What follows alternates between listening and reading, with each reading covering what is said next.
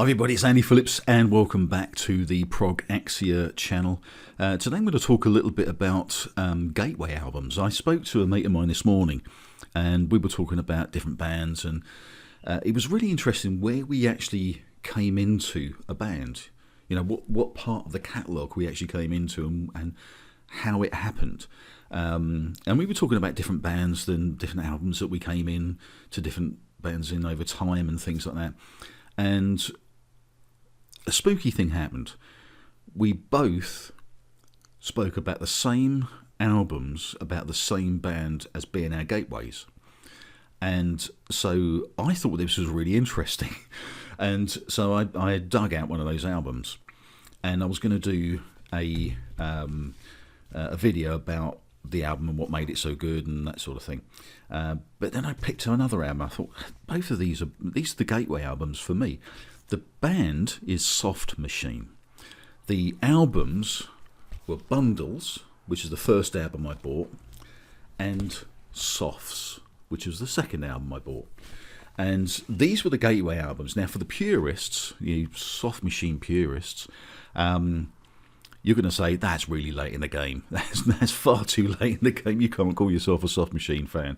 But these were the albums which were my gateway albums to go and listen to the back catalogue and listen to more Soft Machine and get to really love it. In fact, I got to love Robert Wyatt's vocals so much that I became a fan of Soft Machine, the older stuff from Soft Machine, purely because of that. But how I got into this was quite strange, because I bought this in probably 1977, something like that. I think it was 77. At the time, I was going to loads of gigs. I was buying lots of records. I was really into progressive rock, into classic rock. You know, favourite bands at the time were Genesis, because it was 1977. I went to see them 4 or 5 times in 77.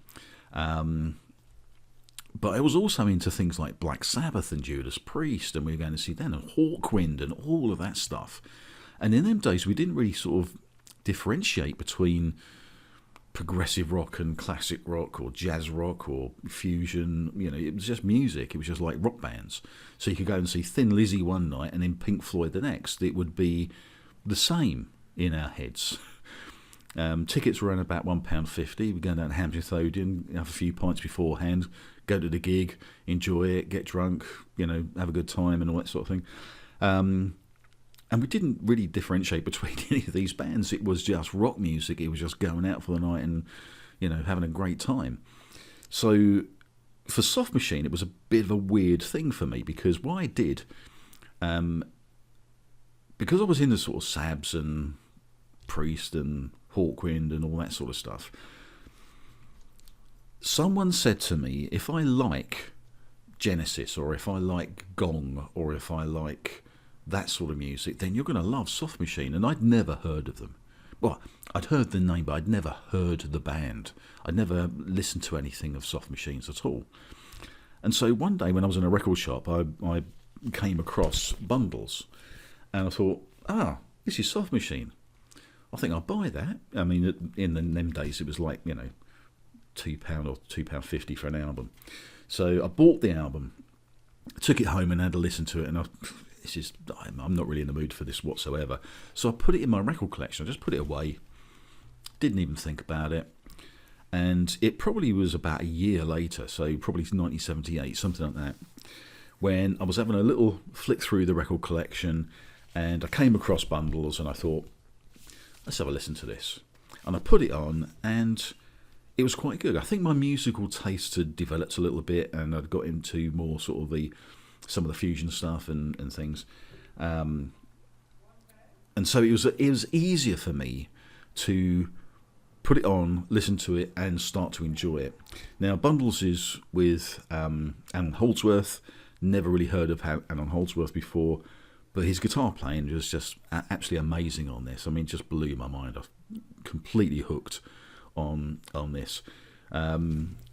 Obviously, on Softs, and Holds were left by then, and John Etheridge had come in to do the guitar parts. I didn't even realise that guitar really wasn't a part of Soft Machine's makeup.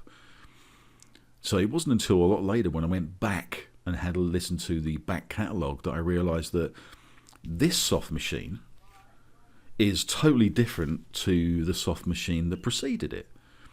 And I didn't know many people in the band. I didn't know that Mike Ratledge was one of the original members, and he was on bundles, and he wasn't on softs. He'd left. So there's a lot of stuff I didn't really understand about soft machine. I've learned a lot since, and I've got loads of other soft machine albums now. But these were gateway albums. These were the albums that got me into soft machine in the first place.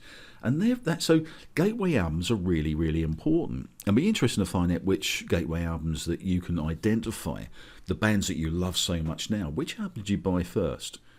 Because I know loads of people who are Genesis fans that bought things like Trick of the Tail first. The first album they ever bought was Trick of the Tail. And then went back and listened to more Peter Gabriel stuff. They didn't even know Peter Gabriel was in Genesis. So there's lots of different ways of getting into bands, and gateway albums, or this concept of the gateway album, is quite interesting. So my gateway for soft machine was bundles. I then got into softs. And why are these albums so good? How did I get into these in the first place? Bundles starts with basically a whole side of a track called Has a Profile, and it's in 5 parts. And this was one of the things that hooked me, because I was getting into prog and I was getting into the longer format music, getting into suites of music or tracks that had parts and things like that. So Has a Profile, from my little proggy brain, appealed to me somehow. I thought, yeah, this must be prog. It's not quite prog, it is. It's under the umbrella of prog, but as you know, there's so many different types of prog music. But this is very much fusion. It's very much jazz-led, and Has a Profile is no different. I find John Etheridge's guitar more experimental and maybe more to my taste than Allan Holdsworth guitar. But these albums are very, very similar, although they are very different as well. So when I got into bundles, listened to Has a Profile, and also tracks like Land of the Bag Snake, The Man Who Waved to Trains and stuff like that. Loved all that, and I especially loved the Floating World, which is the track that ends this album. It's just beautiful piano. And it tails the whole album off so beautifully. The way it starts, the way it goes through the whole album, the way it finishes, Allan Holdsworth guitar just blew my mind. It was absolutely fantastic. So I got into that first. Then I bought this afterwards. And as soon as I put this album on, I just sunk into it, because bundles sort of primed me for softs. And John Etheridge's guitar, which I just think is beautiful. The first 3 tracks on this just hooked me into this album. It's so, so good.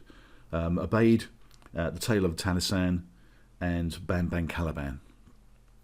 Those 3 tracks, one after the other, are just perfect. They sound fantastic. Both of these albums have got fast, jazzy bits and meandering solos and things like that, but they've also got great themes and music that's just stuck with me forever. I mean, the first 3 tracks on this album, Obeyed, it's just a beautiful acoustic little track, but it's sort of haunting in a way, it's very hypnotic, and it leads straight into The Tale of Taliesin, which is, again, it's got this fantastic piano, this haunting piano riff, this motif that again just draws you in. It's not just music, it's fantastic music. It draws you in, and then you've got this John Etheridge solo, which is bonkers. It's absolutely bonkers, and it ends up with this haunting piano riff again. One of my favourite tracks of any soft machine album. And then you got Bam Bam Caliban, which starts with like a synthesizer, arpeggiated synthesizer, which for the day was Hawkwind were using them and things like that. But they were very bulky and very tough to use. But it starts off with this, and it just gets into this really groovy, funky riff, this background riff with the drums and the bass, and then guitars come in. You got keyboards. It's just fantastic, absolutely fantastic. Absolutely blew my mind. But it was the gateway album that get me in a Soft Machine. Then after I got into this, I started to listen back to other Soft Machine albums, and understanding that they've got second and third and 5 and all that sort of thing. So they're counting these albums up. Now, don't get me wrong, I don't like all old Soft Machine. There's some that I just not really my cup of tea, not really interested. But there's some absolutely fantastic, beautiful parts, even on albums that I don't like the whole of. There's some parts in it, and again, it's that Robert Wyatt vocal. I just absolutely love it. I prefer it when he's on there than when he's not. When he left, I just didn't really like them as much. But it's just interesting about these gateway albums. So what I'm asking is, why don't you comment and let me know what your gateway album was and for what band it was. And if you got the time to write a little bit of why and how, then fantastic, because I read all my comments. I mean, if you on my channel, if you've ever commented, you'll know you'll get an answer back. So comment on that and tell us what your gateway album was and what the band was and the circumstance, because I find it fascinating how these things happen. But also, if you like this sort of stuff, subscribe, do all the usual thing, like it and all that sort of stuff, because it really does help. But just let me know what your gateway album was and what band it was and a little bit of reason behind it, if you've got the time to do it. And I know that loads of people comment on my videos, and as I say, I always answer, unless you're rude, then I won't, I'll just leave it. But if you put something down, I will answer it. So yeah, just let me know what your gateway album was, and just be interested to see what it's like.